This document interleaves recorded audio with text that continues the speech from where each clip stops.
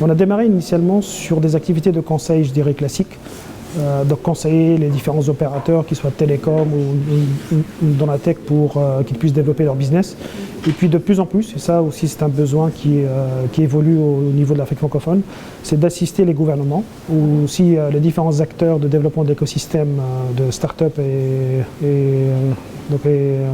d'innovation pour développer ce type d'environnement. Donc on a de plus en plus de besoins dans ce sens-là.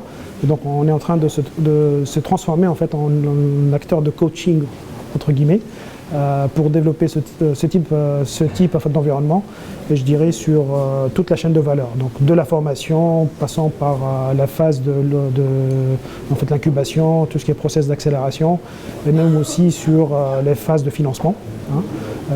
On peut intervenir soit sur du conseil, mais aussi donc aider les différents acteurs pour qu'ils puissent trouver des partenaires financiers, donc faire des levées de fonds. Notre présence au niveau de l'Emerging Valley est vraiment exactement dans ce cadre-là, qui est le cadre de développement d'écosystèmes d'innovation au niveau du continent africain. Donc vu qu'on joue un rôle majeur là-dedans. Et je dirais le premier intérêt qu'on voit au niveau de l'Emerging Valley, c'est l'intégration entre les différents pays. Des deux rives, puisque cette nouvelle forme d'économie qui est basée sur l'économie d'innovation, il n'y a pas de frontière entre les pays.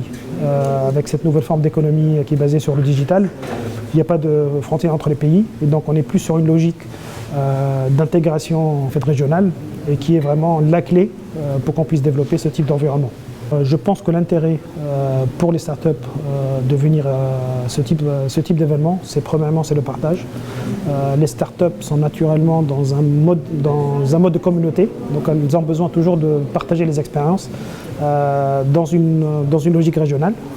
Et je pense que ça, c'est le premier intérêt, donc c'est tout ce qui est échange en termes de connaissances, en termes de retour d'expérience.